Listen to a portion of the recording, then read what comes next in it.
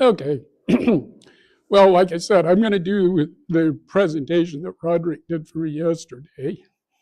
I've been working on the various add-ons to MMOS2 over the last several years. I updated CM or CWMM classes to do a few additional things and got the Timidity plugin for MMOS2 working and have updated some of the other audio plugins. And what this is an attempt to do is to package this all together somewhere in a convenient way so that you can, download one package and simply install everything. Next slide. The contents of the package are the Timidity with the patches, which are the things that actually make the sound in Timidity. And I'd like to thank Alex, who actually put the patches package together. Well, I mean, I just turned the zip into working. Yeah, I know. And then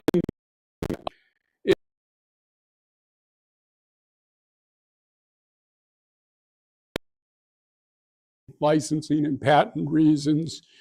It's got an update to FLAC and Vorbis, and it's got the M player and SM player, and these are actually just warp-in packaging of the zips that are up on Hobbs. Next slide. The package also has the ability to install the update to CWMM. ArcOS 5.1.1 comes with CWMM 0.3.0.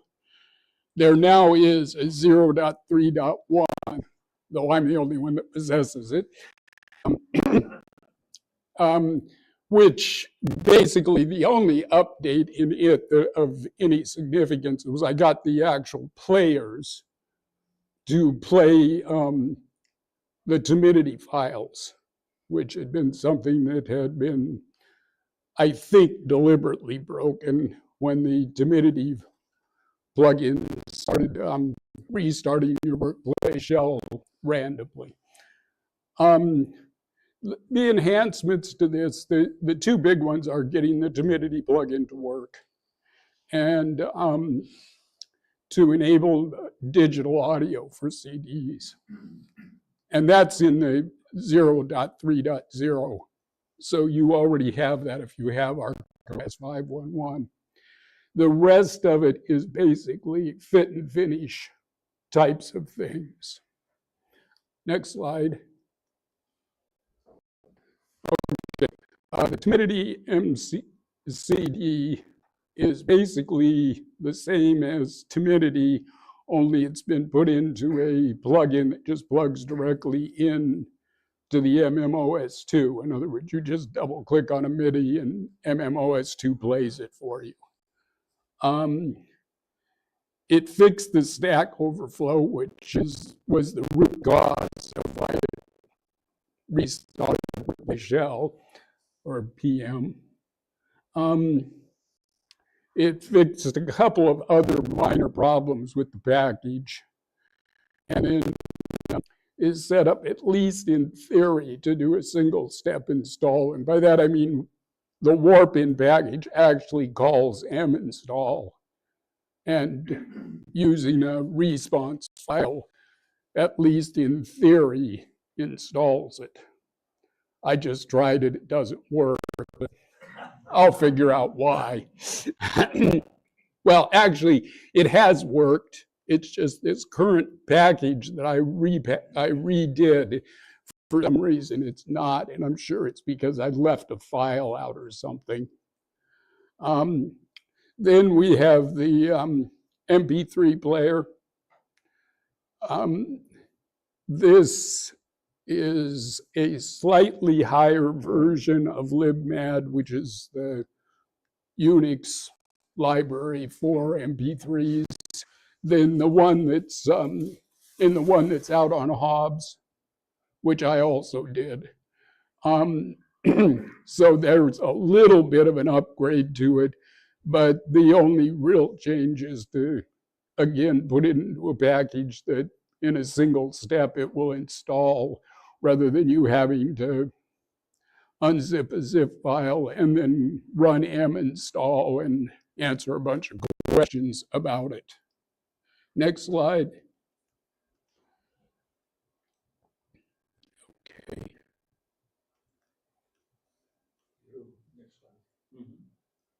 It's FLAC. Yeah. FLAC and Vorbis OG are included in ArcOS. It is in the ones that are in there are, I think, O'Connor's original versions, and they are, let's put it, very old. So this upgrades the FLAC version to 1.4.3, and if you go into a FLAC or into a file, a WAV file or an MP3 or something, and you pick convert and try to convert it to a FLAC, it'll blow up with that particular driver, because all the memories on it being passed on this stack for doing it. And so you have to have a pretty small file to not blow the stack. So it would work for a very tiny file. You might, some of the WAV files for the noises made on it, OS2, you might get away with converting, but anything of any size fails. That's fixed with this particular driver. So there is an advantage to adding these. Next slide. Vorbis OG plugin is again updates to the latest available versions. And I think it also fixes the convert. I didn't try it, I'll admit that, but it should have fixed the conversion, which was the same as with FLAC, where with a really tiny file it would work, but anything of any size it would overflow. Again, all of these have the single step install, where the warp in package runs m install, at least in theory, install DLLs. Next one. Greg, before you go on, Mike, please. before you go on the previous slide, you had fixes. If you go back, please. Fixes, question mark. On this one. That's because I didn't test it. Okay. Because I think they were both just memory restriction problems, and they. For those of us, meaning me, that don't know, can you tell us what FLAC and Borg and all these other things? Okay. Timidity? Timidity is a MIDI player. MIDI is, well, it produces sound, but it's not an audio file in the sense that all the others are. It's basically a set of numerical codes which then instruct they use what are called patches, which are the things that actually create the sound. So all of the sounds are stored on your computer, all the sound files, and the file that you're actually playing is simply, well, I guess the way to think about it, it would be like a score for the music instead of the music itself. Now, all the others are simply different formats for audio files, just like WAV files. And they exist probably mainly because of the Linux deep-seated need to have something newer and better.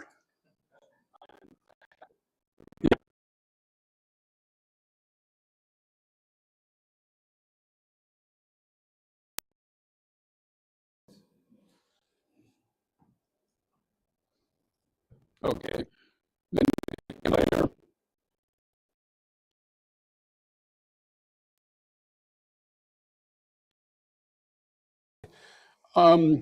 Are the same exact video players that you can download off of Hobbs. They come from the Linux world.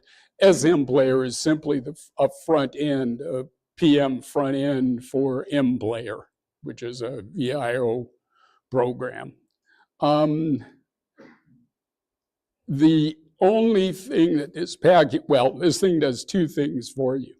It installs those particular files, and when I really have the installer done, we'll create a desktop folder for you of them. But what it also does is in CWMM, in the version that I did, what I've done is hook them in to play all the video formats that basically you can't play with native MMOS2.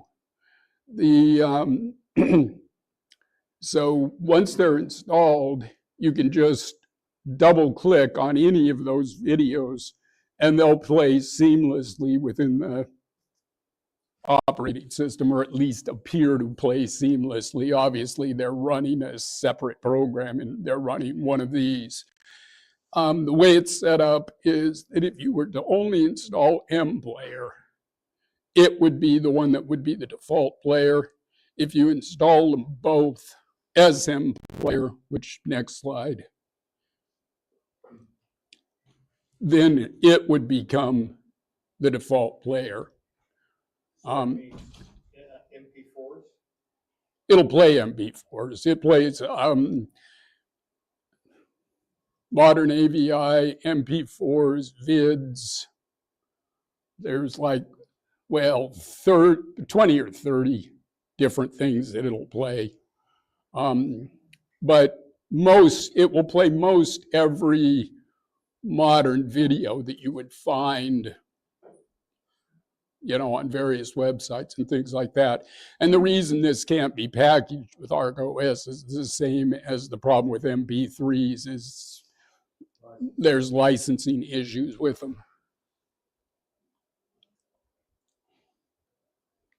Good. Then for installation, like I said, it runs minstall for all of the programs where that occurs.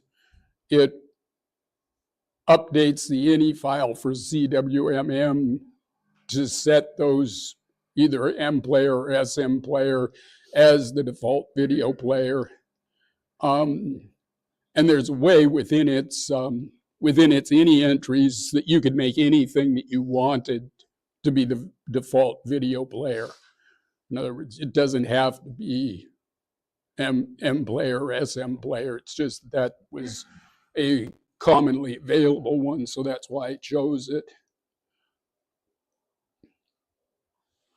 And it registers the class for MP3, and it does require reboot. That requirement is an minstall requirement. In other words, anything that you install into MMOS2 doesn't get picked up until it all gets reloaded after a reboot. And restarting the desktop is not enough. It has to be a full reboot. And one last slide, which I built, or I ported a little over a year ago, I think it was. It has some warts, some of which could probably be fixed, but until I figure out that someone actually thinks they would like to use it and has tried it and wants to give me some feedback, I'm not going to make an attempt to fix those warts. You need to, I know that it'll work with Gmail because I actually set up an account. It does require that you do two-factor authentication.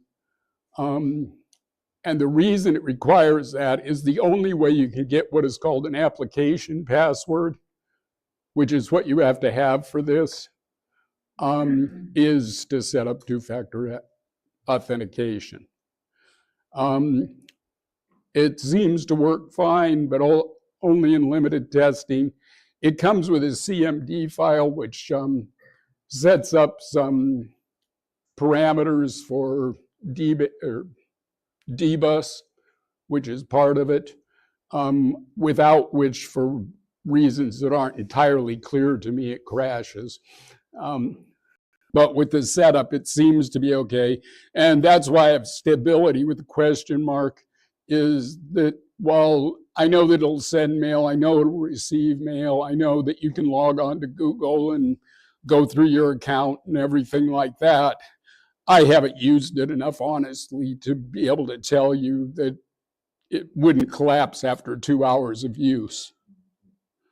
But it's now available on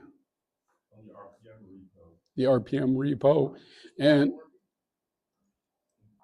just as a quick note, it hasn't yet been done with all the Warpstock hectic stuff, but we will put up a page on rpmos2voice.org with a text telling you where can you get AM Package Manager and with instructions on how to set up the different repos. Also explaining that there is an experimental and a production repo, meaning that when something is an experimental, we'll leave it there for 3 months. The policy is no feedback, it moves to production, it then burns down the house. This is to put an egg timer on it so that people start testing. So your Trojita RPM is currently online on the RPM repository in experimental. Yeah. But we'll put up a front page and we go there with a browser and at least you know how to configure it. So thank you. And yeah, once again, what is it? it's a mail client. Mail client for Gmail? IMAP. I only tested it with Gmail, but it should work with any IMAP server. So basically an alternative to PM mail?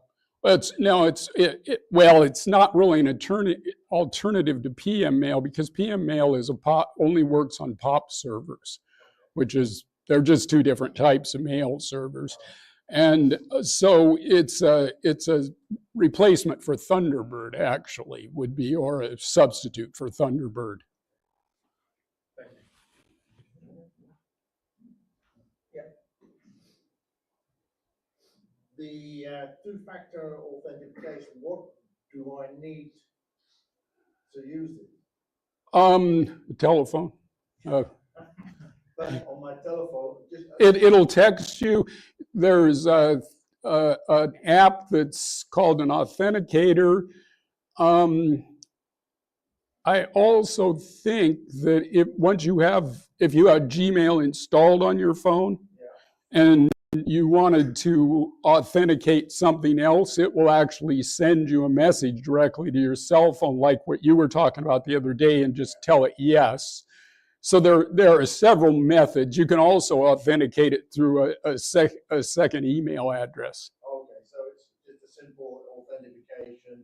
Right. I get a message, it says, is this you, sort of thing, it generally says. Right. And I say yes, and then I'm in. That would be one. That's one of it. The other way that it happens is if you did it with email, they'll send you a code which you would then have to type in.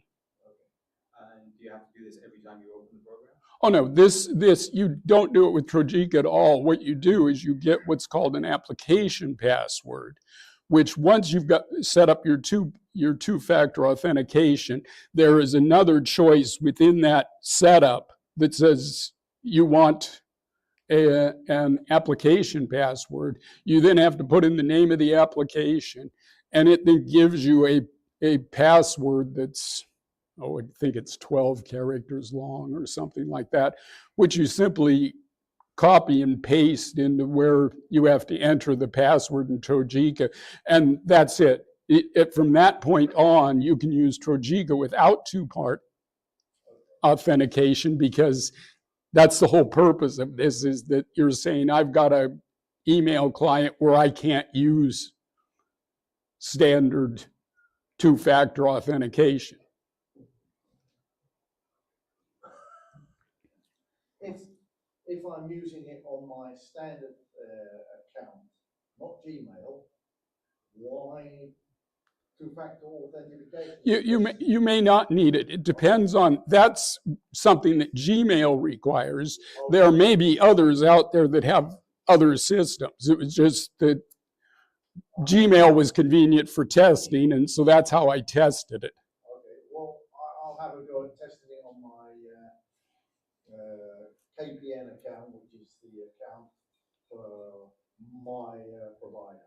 Okay, and that, like I said, they may not require anything other than your standard password. And your PIN code. Yeah, or what? Any other questions? Okay, well, thank you.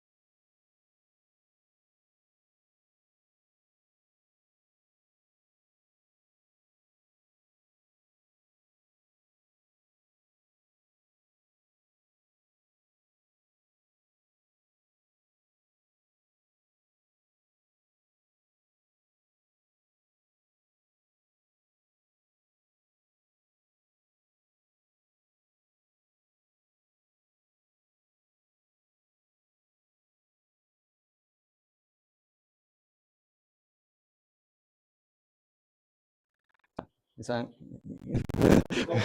よろしくお願いします。Okay, so ArcOS in your language. So this is probably a bit self-explanatory, as you know. We've just released ArcOS in 3 different languages besides English. Which 3? So if you look at the slide, it will be there.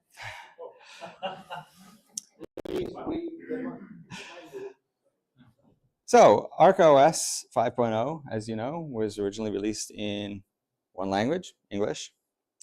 Then we released several other versions of 5.0, which were released in English, English, English, English, English, English, English, and then we came out about a year ago with ArcOS 5.1.0, which was released in English. And then we released ArcOS 5.1.1, which was released finally in English, German, Russian, and Spanish. So, why did it take so long? Well, we'll get to that. First of all, let's give some context about what is the end goal of releasing a translated version, a localized version of ArcOS. So the terminology, by the way, is National Language Version, or NLV, as I'm sure most of you are aware. So if we're releasing an NLV, what's our end goal? So number 1, any version of ArcOS in whatever language has to be 100% compatible in its features, its technical functionality, and component code level across lines. This may seem obvious, but you know, certain components of certain language versions that are available might not be at quite the same level. But we can't really release a version of ArcOS in, say, Spanish with a down-level version of, I don't know, MPTS or the TCP/IP stack, just because that was the latest version in Spanish that was released. We made the decision very early on, every component has to be at the same level. So if there is no version of the TCP/IP applications in this particular language, we'll have to use the English one and maybe translate it as best we can. One of the main reasons for this, obviously, is that technical support can then be the same for all NLVs. It makes our job simpler, and it makes your lives simpler as well. Now, the one exception to this is when you have language-specific components. So some languages have things that other languages don't because they are specific to that language. A good example is the editors, IME, East Asian versions of the. So they require special front-end software to actually type in the language, because in most cases in those languages there are maybe tens of thousands of characters and you can't put them all on a keyboard, even with the Alt-GR key. So you have to type phonetically, and then you have an intelligent sort of context-aware software that interprets what you're typing, and you hit a conversion key, and then it converts your phonetic typing into actual characters for that language, and you may have to select from a list because it doesn't always magically know what context you mean. So that is the main area in which a single language will have components which aren't going to be the same. And there are some other things. A lot of them are related to the East Asian languages. Some other cases too. Some languages require additional fonts, for example. So that's the first end goal, is cross-language compatibility. The next goal is, if we're going to release an NLV, it needs to be acceptably complete. So, well, that actually have a different meaning depending on the language and depending on the user base that we've identified for that language. Generally speaking, it means that the translation and localization for that language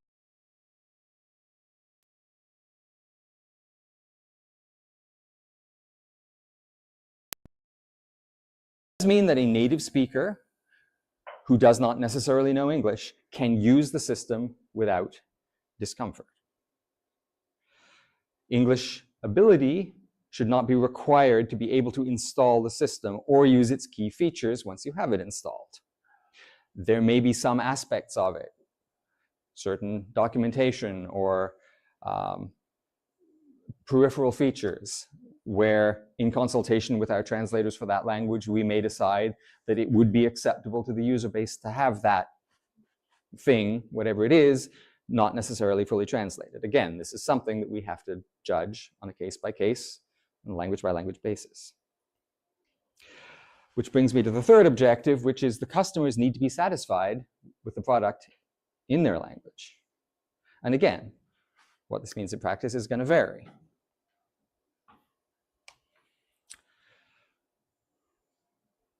So, what is the starting line for putting together a national language version? As you can see on the slide, there are a bunch of pieces that go into it. There are a bunch of components that make up an ARC OS system, obviously. The biggest one is OS2, MCP2, FixPack 5 Plus. By the plus, I mean the base level is FixPack 5 plus certain APARs fixes, individual fixes that were released by IBM after FixPack 5. I know there was a FixPack 6. It's pretty close to the same level as taking FixPack 5 and adding all of these other APARs on top, but FixPack 6 was never officially released. So we've gone with the FixPack 5 plus the fixes, because those are all official releases. Those are all official code revisions from IBM. So that's our baseline OS2 version. Then we have, obviously, ARC OS drivers and features. I don't need to enumerate them all. Most of you know what they are. There's ACPI, there's the UEFI stuff, a bunch of other drivers, all of the stuff that you get in the service and support subscription, and so on. Then you have third-party software and features. There are a number of third-party components in ARC OS, as you know. The CWMM classes, for example, the X Workplace software, various others that are slightly less high profile, but these all need to be considered when we're doing a translation of the whole system. And of course, documentation. Every good system has documentation. And as you know, our documentation is perfect and has nothing lacking. Which one did you go?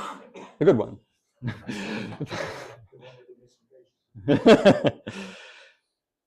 So we need to gather all of these components together for any given language and determine what needs translating. And not all of them necessarily come with ready translations. So in some cases, there might be translations, but they're incomplete, they're out of date, they are, shall we say, not the best quality. Sometimes you have programs that don't have translations. And in the worst case, you have some programs that really were never designed to be able to be translated. So all of this stuff we have to consider, all of this stuff we have to either designate this is going to be translated, this is not going to be translated, this cannot be translated, or we're going to find a way to translate this. And in some cases, there has been at least one case that I can think of where we had a component in ARC OS up to 5.1.0, I believe, but there was just no way to translate it because the program had not been designed in such a way that translation was really practical, and the developer was not maintaining it anymore. So we actually took that component out completely and replaced it with something equivalent. And bonus points to anybody who can tell me what that is, not you. But, you know, that can come later. All right. So the first of these, yes? Did you replace it? Did you replace that for all language versions or just that particular? Everything. Because all language versions have to be the same.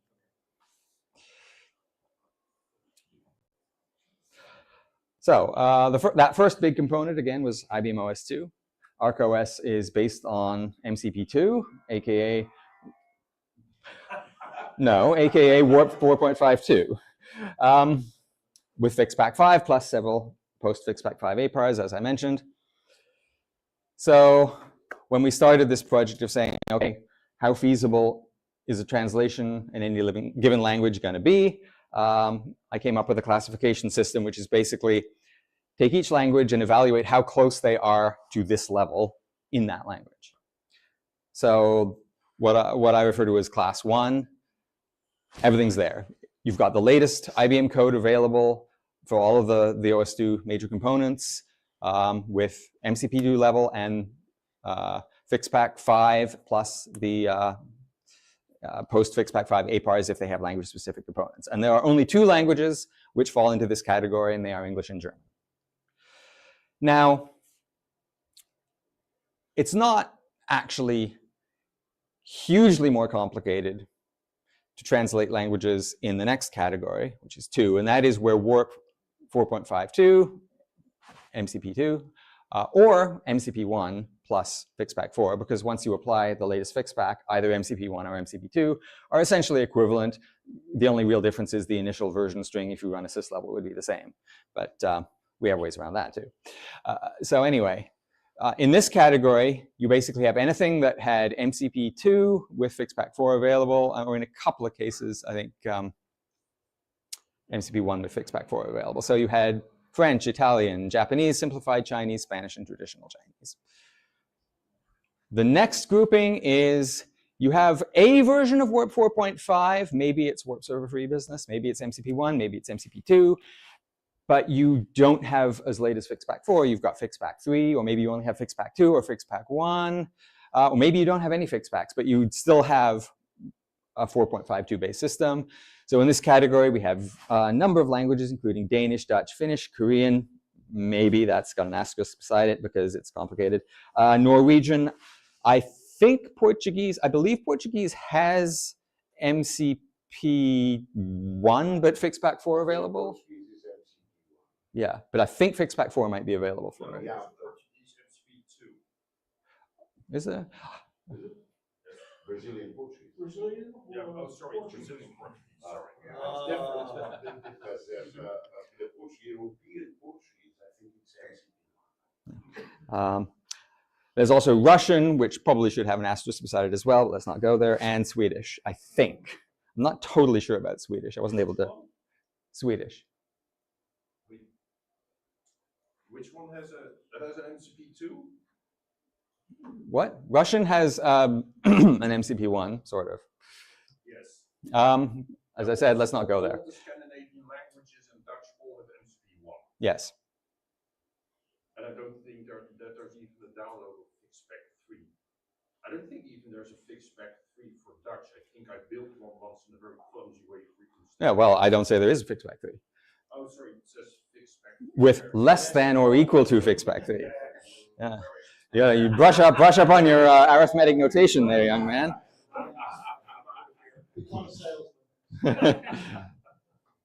So I'm trying to understand. If you had a Warp 4.5 with slightly less than FixPack 3, Yeah. and you had Finish, if you upgraded to the 4.52 with MCP2, was the Finish removed, or just new components didn't have any Finish? Well, MCP2 was a fresh install. You couldn't install over an MCP1. So yeah. So once we get out into group 3, you can still do it, and we have done it, in fact. You'll notice Russian's in that list. We released Russian. It's a bit more work. It's not incredibly more complicated because we're still dealing with the base MCP, or, well, the 4.52 base system. Into category or class 4, that's where things start to get a lot more difficult. That's where only Warp 4 with some level of FixPack that is pre-4.52 kernel, so FixPack 12 or less, that is a lot more complicated. So you've got Arabic, Bulgarian, Catalan, Czech, Greek, Hungarian, Polish, Slovenian, Thai, and Turkish. What I have not listed here is, one second, what I have not listed here is anything for which only Warp 3 is available, because, you know, I kind of looked at it. There might be a way to do it with a lot of work, but I don't think we really want to try and go down that road unless there is overwhelming demand for something in that language, and I'm not even sure I remember what those languages are. Question? How big is the OS2 community in Russia? Or how I'm not sure, honestly. You'd probably do better to ask Dimitri or Eugene or one of those people. I mean, Eugene's been selling to that market for years, so he'd probably have a better idea. So yeah, so this is the state of each language. The higher you go up the numbers here, the more work that it is to do an NLV, but in all cases it is possible, given sufficient motivation, sufficient resources. That being said, even for the class 1 and 2, not all of the IBM stuff that is in that language is, shall we say, polished. And we have got some feedback from certain of our translators regarding the overall quality of IBM's idiomatic use of certain languages, or even basic grammatical use of certain languages. But that's not for me to gossip on. So, yeah. All right, so the East Asian languages pose a special set of complications. As I mentioned before, they require special tools for inputs and text display. These are generally unique to each of those languages. So, you know, you've got your own unique input processing and font and text display components for Japanese. You've got your own for Korean, for both versions of Chinese. Those are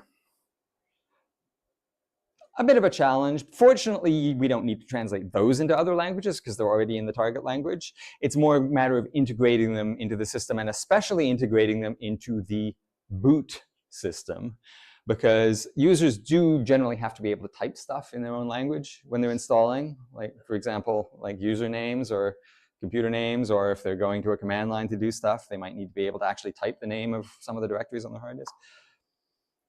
Yeah. So yeah, and in some cases we've also had some issues with getting command line text to display properly.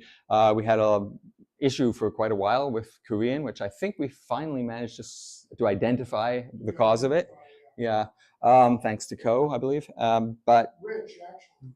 okay. Ko is the one who, I should have the microphone.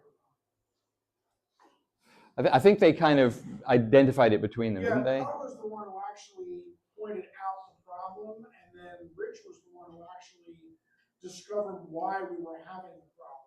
Right, okay. And gave us a couple of solutions. Okay.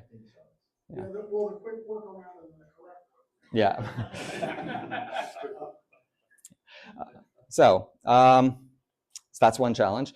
UEFI is also a bit of a problem for these because text display doesn't seem to work properly under UEFI for a number of technical reasons related to the boot video BIOS not existing anymore. But that's kind of a separate challenge. We also have an issue with WinOS 2. Each DBCS language has its own specific version of WinOS 2. Generally speaking, they're all at MCP2 level, which is not a problem except for Korean, which the latest version I think was only at Warp 4 level. So we haven't actually come to the point of releasing a official Korean version yet, although we do have test builds. So I don't know if we've actually decided how we're really going to address that in terms of version level. But I should also mention every DBCS version actually has two versions of WinOS 2 on the system. It has the English version and it has the version in that language, which is kind of interesting. Yeah.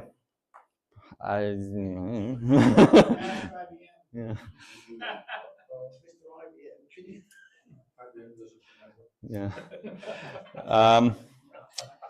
So language-specific fonts, as I mentioned, and font driver files, because when you're dealing with bitmap fonts and you're dealing with text mode fonts, you actually do need special drivers to handle the double byte fonts in that context, which, again, a lot of those have to be language-specific. Finally, you've got the special VIO and text mode video modules, which, as I mentioned, they don't work properly under UEFI because we haven't managed to replace enough of the VGA BIOS that they need, apparently. I mean, Dixie knows the technical details. He did sort of explain them to me, and I get his point, shall we say. I'm not sure I understand all the ins and outs of it. Alex? Yes? I suspect you also got the problem with printers. How do we deal with that? Printers?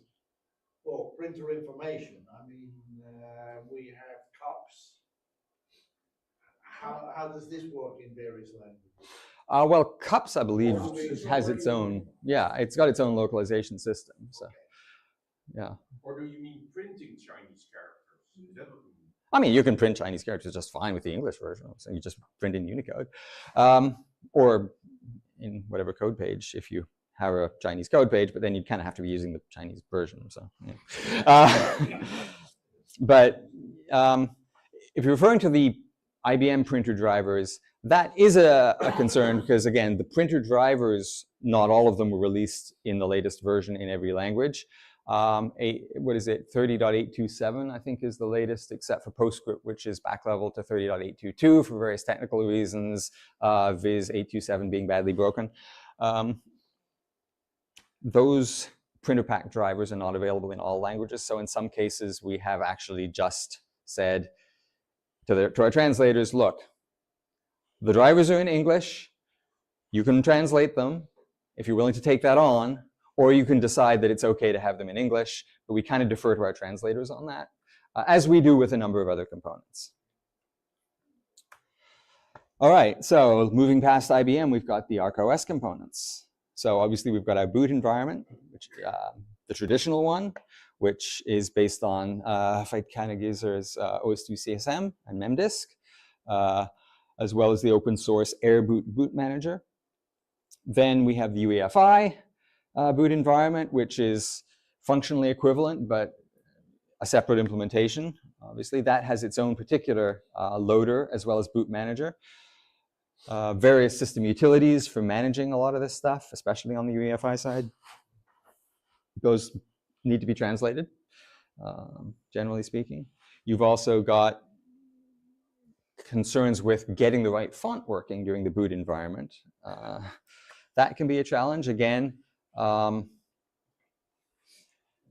don't recall the details. I know for a while we were convinced that code page 850 was really the only one that IBM had supported for things like the Alt F2 screen, but Co was recently saying, no, we did have it in Korean at one point, and it's odd because most of the East Asian languages actually have the boot screen in English instead of whatever, but maybe they just never translate. I don't know. It's a complicated business is my point, and in a lot of cases we kind of have to figure things out for each language, especially some languages you've got code page 850. Most Western Europe and Central European languages will work with that code page. Other languages, not so much. So again, certain challenges there. Moving into the first phase of the install, you've got the installer. And this is very high priority. The installer must be clear and understandable. I could make a joke about, user-friendly installation software, but it must be as clear and understandable in any other language as it is in English. And I can poke fun at that because I actually did most of the user-facing design of the installer. Keith actually did most of the back end of it, of the GUI, and a lot of the rest of it was done by various members of Arcanoa since then. But it's got a lot of moving pieces. They all need translating. You've got the graphical interface. You've got the messages that live more or less on the back end. You've got scripts, which in some cases have to create workplace shell objects, which need to be translated. You've got documentation, obviously. All of this needs to be translated. And as well as not just the online documentation, which is the help file. We want the user manuals, or at least the quick start guides. Those should be translated as well. So again, a lot of stuff to translate, even if we're starting with a version of IBM's MCP OS2 that is theoretically fully translated. Still a lot to do. And then we get into third-party components. So ArcOS, as I said, it's got a number of these third-party software components. I've listed some of the more prominent ones here: X Workplace, Styler, DragText, Lucid, Samba Server. I've got dynamic icons, Gotcha is there in the latest version, a bunch of others. Some of these have translations in some of the languages that we are sort of theoretically targeting for NLVs. Some of them don't. In other cases, existing translations may be out of date or even missing sources. A particular concern to me has been well, a theoretical concern, because I don't know that we're targeting this language in the near future, but there is a Taiwanese version of X Workplace. Unfortunately, it's only the level of something like X Workplace 1.0.6 or something, and we don't have the sources for that translation. We just have the binaries. And one could, in theory, reconstruct from the binaries because it's all in resources, but it's a headache. So a lot of these are, yeah. And again, as I said before, some components are not readily translatable at all. For OS2, for example, it really has no provision for translating. As some of our language translators pointed out to us on more than one occasion. But I mean, it's not a lot we can do about that, and it's short of actually going into the source. And it is open source, the sources are available, but it would require a lot of refactoring and redesign work to actually make it be able to load messages dynamically, because I think most of the messages in it are just statically right in the source code. Top, I believe some of that is not translated or has provision for translation. The PMD calculator, that one? Okay, that was the one I was alluding to before. The calculator, it's sort of a financially oriented calculator program that, again, it's not designed. Its author wrote it, I think, quite a few years ago, before a lot of techniques for translating some of these. I think it's a VXREX application. Before some of the techniques were really developed for translating that, and I don't believe he's maintaining it anymore, or was not in a position to be able to maintain it anymore. And in the end, we decided, you know what, let's just replace it, because we have a lot of calculator programs available. So that's what we did, which is why in ArcOS 5.1.1, PMDCalc has been replaced with ATCalc, which is a Qt-based application, which was written by a very talented developer that I will not name. How did you guess? Just one quick question on top. Yeah. As everybody has probably used their computer and used the language variable, if they changed it, top changed language as well. All right. Basically, a lot of this stuff was taken from these examples were taken from last year's slides, so I was kind of going by that. But always been a problem, because if you use the language variable, you changed it, you've got an English OS, and suddenly on top you get it in with text in Dutch. I know the CAD handler changes. Yeah. I know the CAD handler changes languages. Yeah. But top, I believe, Well, it's probably- only has English strings in it. Oh, possible, but you know, when you're using CAD to get to top. Right. And The CAD so- handler will change Yeah. depending on your language variable, yeah. So my question about languages Hmm. is, for the various languages, is the language variable always changed? Ah, yes, that actually brings up a good point. So, back when I was working on pre-ArcOS OEM versions of OS2, there were decisions made that the language variable should be used, as it is on most operating systems, to drive the presentation of user interfaces. Now, that is, broadly speaking, how it is intended to be used. We did get feedback from some people saying, if I have an English version of the operating system, but I'm in the Netherlands, and I set my language variable to NLNL, why is some of my applications now in Dutch while everything else is in English? And I mean, initially I was like, why would you complain if it's in your language? But then I actually found, when I was using some of these systems, yeah, it is very distracting and irritating. So for ArcOS, what we did was, there are actually two sets of variables that control language and localization. There is the language variable, which is supposed to control language, And then there are the localization variables, LC underscore all or LC underscore individual component of localization. So when you install ArcaOS, there's an option, I believe, where you select the, it's on the screen where you select the country that you're in. And it's not the time zone one, it's the localization one. That will set the LC underscore all variable to that locale that you select, unless you have the checkbox that says use locale for application languages, I believe is what it is. If that is checked, and it might be checked by default, I'll have to check. But if that is checked, then it's the language variable that will get set. If it's not checked, it's the LC all variable that gets checked. And so the difference is LC all set to a particular language means that your localization settings, your units of measurement, your number formats, your currency formats, and all of that will be for that locale, but the language will stay English. If you set lang, then all of those will change and the language will change to that language. So you get the choice when you install the system.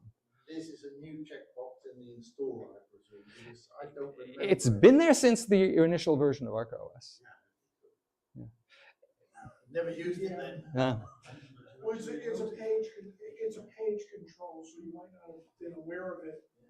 Because, but it's in the page script. Yeah, it's in the resource thing and the page script. It's not part of it. I can't remember writing. You didn't, I wrote it. I did. Okay. It requires no change to the installer. It's just a checkbox that writes a variable. When the checkbox is true, then we handle it one way, and when it's false, we handle it. Yeah. Oh, good. So yeah. And if you have a system where you made the wrong choice, you can go into your config.sys, and if lang is set to your language, you can simply change that back to English and add a set LC underscore all to your language, Dutch or And make sure English or whatever. when you go into edit your config sys that you have word wrap turned on, you save the file, then you open a trouble ticket with us when the machine won't boot again. Because all the lines are wrapped. Yeah. Sounds like experience. Yeah. Oh, and convert config.sys to a PDF before you attach it. Yeah. And provide us a screenshot or two of the machine not booting, so that we know what you mean. Yes. Yeah. In BMP format, of course. Of course. All right. So now that's kind of the context. So managing translations. How do we actually do it? Well, we've got a master spreadsheet, and this is shared with all of our translators. So this is kind of you can't really see that, but you've got a bunch of different columns in the spreadsheet that's got, this is the file that needs to be translated. This is the location of it in the ArcaOS build tree. We give each one a priority. Is it high priority, regular, or medium priority? Is it low priority? Then there's the ticket number. Everything that has started translation work has a man program. The source for translators just says copy the English version. And the notes says only the workplace shell object title needs to be translated. The page text is optional. And the reason the page text is optional is because when it's installed as part of ArcaOS, you don't see the page text. But if you're installing it later off the install media, it will launch Warpin graphically, and then you might want the page text translated. That's why it says it's optional. Again, translators will make these calls. Then we have columns for each language at the far right, which basically, the more black there is, the more complete the translation is for that component. And if you have a nice solid black line or black or very dark gray line, that basically indicates that this language is pretty much done and ready. And what we essentially do is translators, if we are fortunate enough to have multiple translators for a given language, they'll generally decide among themselves who takes on which component. They'll take on one component at a time. Well, actually, even if it's only one translator, they'll probably take on one component at a time, unless they're Alfredo, in case they do everything all at once. But he's amazing, honestly. But they do that. They provide the translations. They will usually attach it to the ticket, and then we'll integrate it into the build tree at our next opportunity. And again, I want to stress, at our next opportunity. It does not necessarily mean that if somebody provides us with a translation and we happen to release a new beta 2 days later, it does not mean that that translation will make it into that beta. That beta or release candidate may have been released to address other things, and we haven't had time to integrate those translations or not. So that's something that potential translators probably should be aware of. Otherwise, there can be sort of misunderstandings. Well said. So, what are our challenges? Well, as I've kind of made clear here, the different components of the system often come from different sources, and they have different functions, and in many cases, they require different tools to translate. You've got a lot of things which are, the language strings are in a different format, or the source is in a different format, or both the source and the output format are different. You may need, many of them are written in totally different languages as well. I mean, programming languages, I should say. They may have different text encoding requirements. Some language files may require everything to be encoded by code base. Other language files, especially for more modern things like Qt apps, you're probably going to want the translations in UTF-8. And again, this is something that unfortunately we do have to ask our translators to deal with. And yes, it is frustrating for them sometimes, and it's frustrating for us too as well, because we also have to manage a lot of this. But it is what it is when we have a system that is assembled out of so many different components from so many different sources. So aside from these technical challenges, it is, of course, a lot of translation work. Even though some of it may exist already, obviously, if we have a fully translated or even a fully translated version of MCP2, there's still a lot of work that has to be done. We need to translate the installer. We might need to translate things like X Workplace. We might need to translate some of the other apps. I should point out, by the way, I believe the installer and X Workplace are the two single biggest translation components besides the base operating system. So once those two are done, that is a very big hurdle crossed. It does vary by language. And as I showed you this column of progress, even before we've started any given language, you're going to have more black and gray in some of those columns than others. It's just the nature of it. But the bottom line is, more than anything else, we need translators to do the work. And preferably, we need more than one translator for each language. We have been blessed by a couple of incredibly skilled, incredibly productive translators. Superhumans? I think that might have been the term I used at one point, yeah. We probably can't assume that we'll be that lucky for every language. So generally speaking, to get a language translated, we need volunteers, preferably in the plural, to take on the translation work. So how do we decide? Sorry? Just a wall clock figure to give somebody an impression, to properly translate something. I've had a friend of mine help translate Arcamapper, the thing for the network stuff. I wrote that. From English to German, and he wasn't familiar with the terminology that OS2 uses, because each language has its own quirky word choices that the Germans, for example, still hate the fact that IBM, instead of using the term like Büro for the desktop, that they use the term Arbeitsüberfläche. So if you want to have a translated product that holds on top of OS2, the terminology needs to be the same for the new software.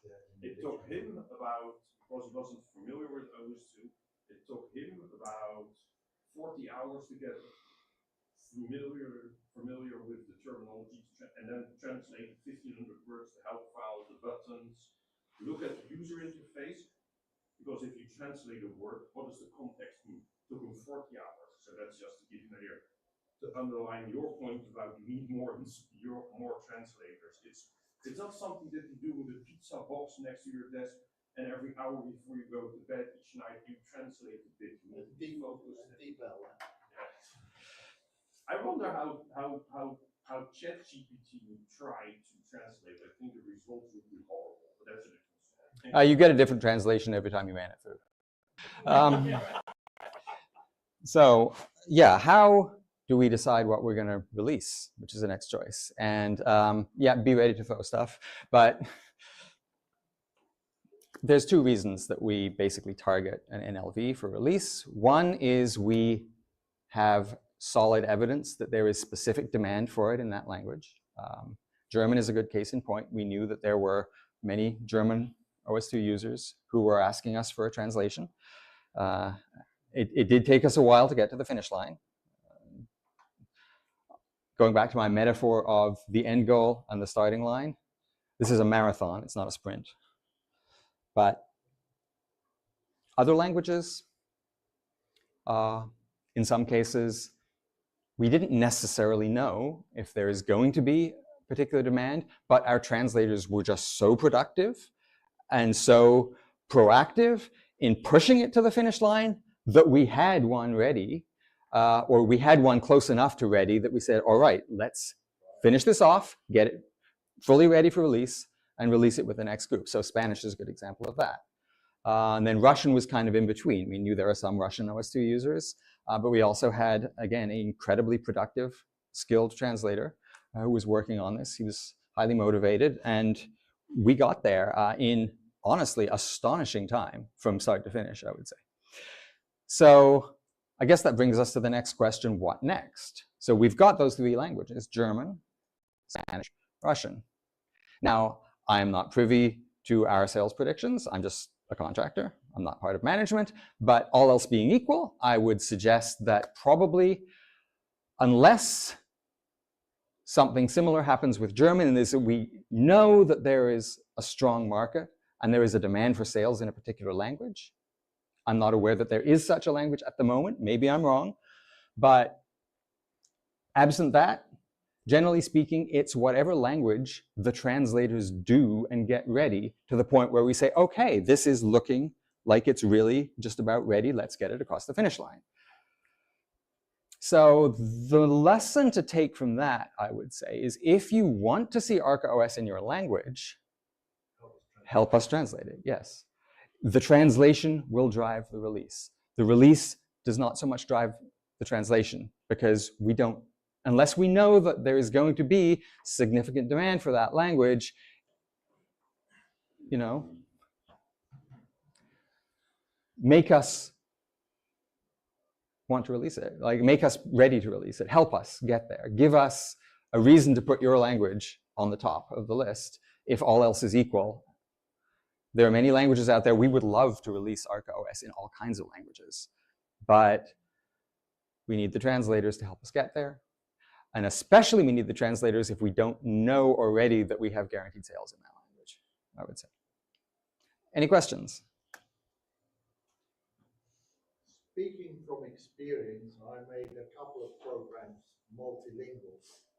One of the first ones I made was in English, German, French, Swedish, Dutch, and simplified Chinese. Oh, you speak all of those. Right. No, which makes it very difficult. But in my experience, the feedback I got was mainly only in English. I really do not know how many people in those countries, apart from the translators themselves, seem to use my program in those languages. So I realize what the problem is. What you haven't said, and I presume that also has happened, a number of the dialogues have had to be changed basically because in German a lot of stuff just doesn't fit. So I mean, I could imagine if I loaded the German version and compared it with the English version, some of the dialogues will look quite different.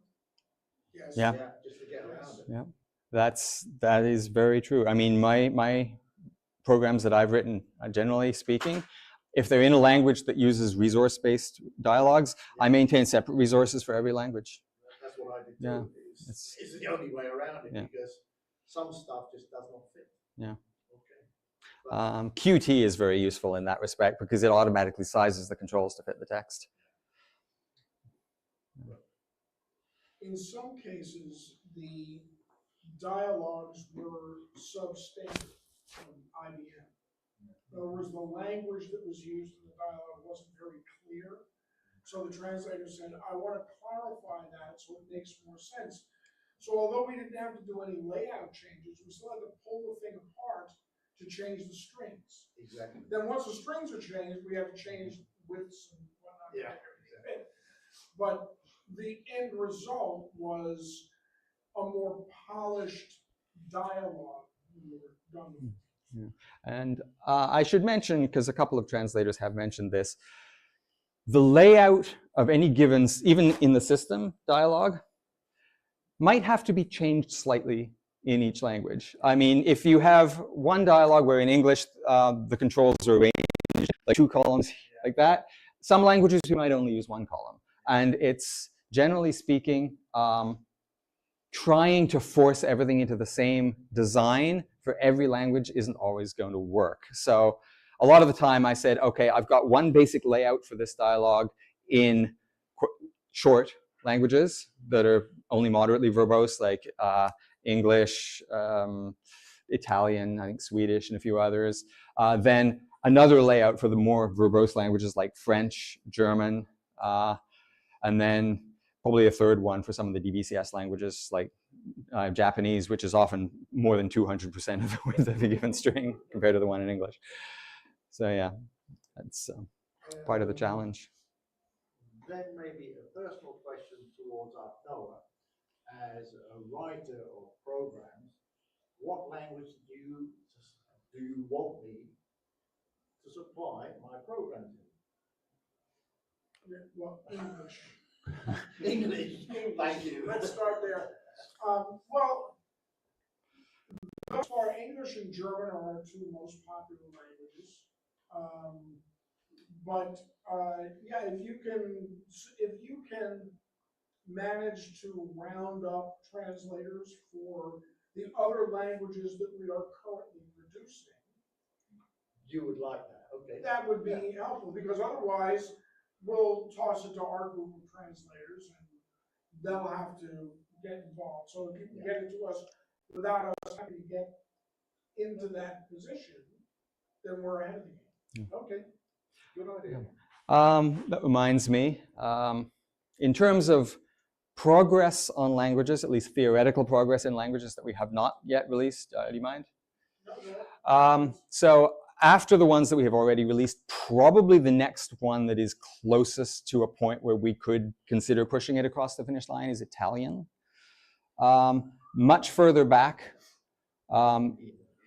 there are languages with a good basis like French and Dutch, but we do not have any translators for them active at the moment. So not at the moment, not that I'm aware of. I've worked on Dutch until Corona came.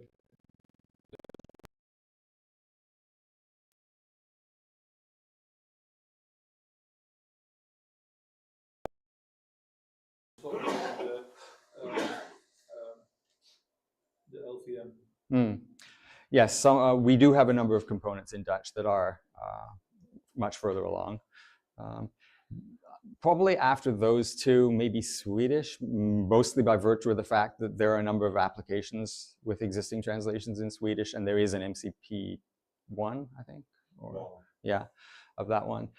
Any language other than those that I've mentioned, again, we can do it if there is sufficient demand and we have the translators to come on board. I wouldn't anticipate them happening if we don't get translators stepping forward for them. By that, I mean languages other than the 3 that we've already released, plus French, Dutch, and Italian, and maybe Swedish. Then there are some personal favorites that we might like to see. Yeah. Well, oh, sorry, I should also mention Japanese and Korean. Japanese. Yeah. And we don't have any right to left languages yet, but that's an interesting technical challenge for us because we haven't really considered that stuff. Yeah, well, so, yeah. So Hebrew, for instance, we haven't considered. Hebrew only has warp 3 available. Hebrew is It would be a very, very high bar. I'm not saying it's impossible, but yeah, it would be. We need to be very strongly motivated, I think, to do that one. If we have a commercial enterprise come to us and say, we're running a Chinese version of OS2 Warp 3 fixback, whatever. And the hardware on which we're running that, our compact desk Pro 386s are done long. You wanna buy them? Yeah. Can you help us? Yes, we can help you, but if you want XYZ language, we're going to need either an investment of capital up front Or translate it. to do that, or if you have people in your organization who are capable of translating, let's make a deal. Yeah, sure. But there are other languages. I mean, I would like to see, I'd love to see Portuguese done. Brazilian and or Portuguese. Portuguese. I would actually probably put that on about the same level as Swedish, actually. I think, yeah, they're both MCP1, and I think there are a fair number of applications that have Portuguese translations, probably thanks to you. Conversational Klingon is a little tough, as is Esperanto right now. Catalan would be another one on my list. It would be interesting. You want And English? Romanian. You want English? I can do that. Yeah, so Catalan is in that class 4 group, so You know, some of feasible. The that, yeah. IBM stuff, particularly the documentation, which was timely perhaps in 1987, 1989, referring to the Winchester disk and the floppy disk. You know, all of this stuff is stuff that we're trying to excise from the operating system. For instance, the installer, even in pre-boot, does not reference putting custom device drivers on a floppy disk. It's supplementary media. See? Yeah. But there are lots of references like that that were perfectly acceptable in 1989 and 1988, when who knew what anything was? I mean, a Winchester disk? When's the last time anyone of us referred to a hard drive as a Winchester disk? Never been to Manchester.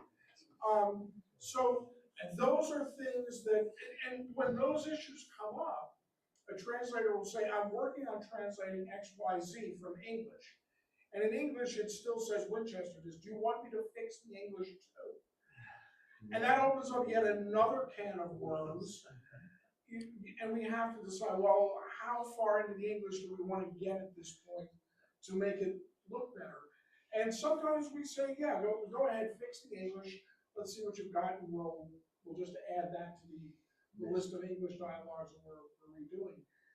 Sometimes it's in the base IBM documentation, and a lot of those books we don't have any sources for them, so we have to extract the sources. I don't have anything else. Go ahead. Who does the standard help manuals on the system?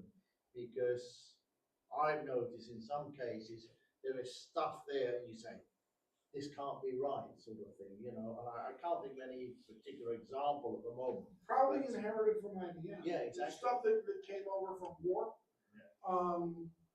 that was, it got into Warp 4 from Warp 3, and you'd swear it got to Warp 3 from OS2 2.0, or OS2 1.1, and no one ever thought anything about updating it, and it doesn't make any sense anymore. Do you want any tickets on that? If I find something, I mean. Sure, man, go ahead. Okay. Go ahead. The more we can document, then the easier it is for us to finally get into fixing that stuff. Okay. Alex, you didn't mention specifically things like TCP/IP applications and MMOS2 applications. Yeah. I didn't want to duplicate too much of your work from last year.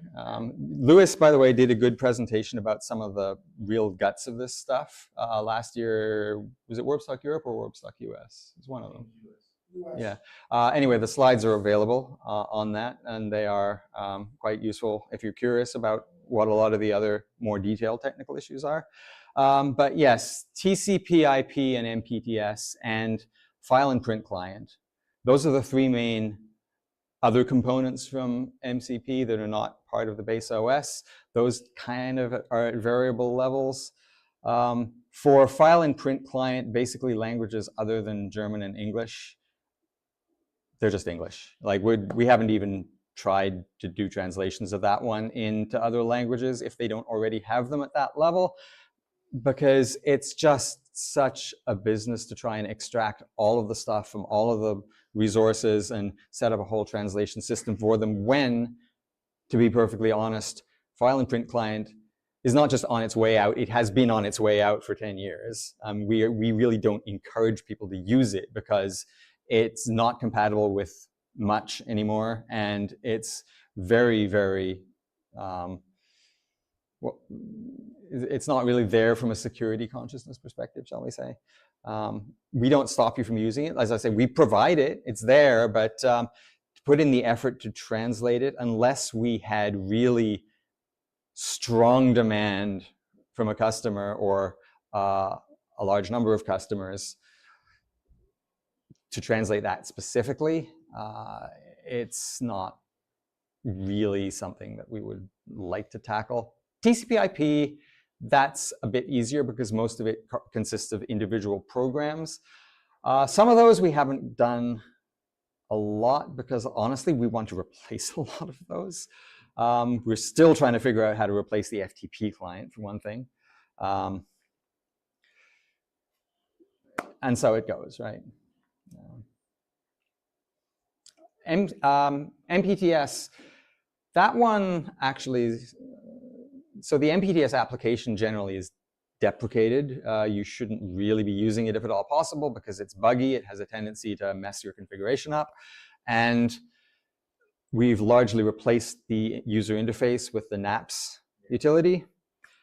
And in terms of the actual protocol and adapter names, those are all in the individual NIF files. Some of them have been translated. It's a bit impractical to translate all of them for each language. The main one, I think we translated the no network adapter because that one is actually relevant.